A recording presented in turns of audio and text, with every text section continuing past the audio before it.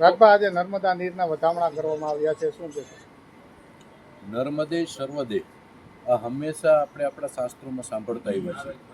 તેના ભાગરૂપે આપણા યશસ્વી પ્રધાનમંત્રી નરેન્દ્રભાઈ મોદીએ જે દૂરંદ્રષ્ટિથી એક સ્વપ્ન જોયેલું કે ગુજરાતની જનતામાં ગોંડલથી લઈને ગુજરાતના ઘરના આંગણા સુધી નર્મદાનું નીર પહોંચે, તેના ભાગરૂપે છેલ્લા 9 વર્ષથી ગોંડલના સન્માનની ધારાસભ્ય ગીતાબા અને પૂર્વ ધારાસભ્ય જયરાજસિંહ જાડેજાના અથાગ પ્રયાસોથી આ નર્મદાનું નીર આ વર્ષે પણ બીજી વખત જ્યારે પાણીની કટોકટી હોય, વરસાદનું થોડું ખેંચાવાનું હોય, આવા સંજોગોની અંદર ફરીથી નર્મદાના નીરના આજે અમે વધામણા કર્યા છે.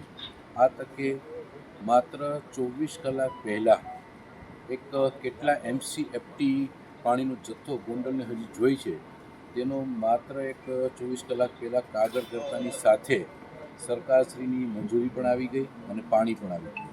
આ ગોંડલ માટે એક ગૌરવની ખુશીનું એક ક્ષણ કહેવાય.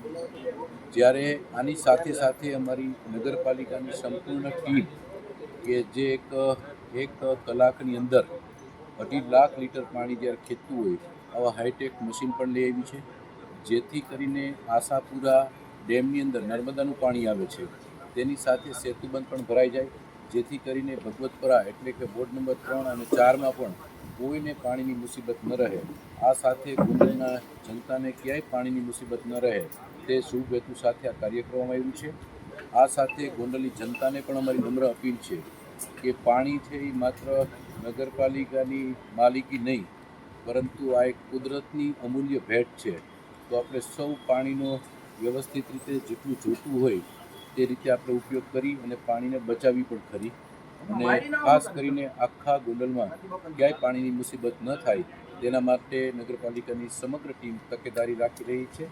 આગામી દિવસોમાં વરસાદ થશે અને દરેક જગ્યાએ જળાશયો ભરાશે, પરંતુ ગોંડલમાં તો આ ઉનાળાની સિઝનમાં પણ નર્મદાના નીરથી આશાપુરા અને સેતુબંધ પણ છલકાવાના છે. રાજભા ખાસ કરીને નગરપાલિકા દ્વારા હાઈટેક પંપ જે છે તે મૂકવામાં આવ્યો છે, એના વિશે શું? હાઈટેક પંપ જે મૂકવામાં આવ્યો છે એ ખાસ કરીને ભગવતપરા વિસ્તાર એટલે કે 3 નંબર વોર્ડ અને 4 નંબર વોર્ડ માટે મૂકવામાં આવ્યો છે, કારણ કે સેતુબંધનું જે પાણી છે એ પાણી લોકોને મળતું હોય છે ભગવતપરા વિસ્તારમાં.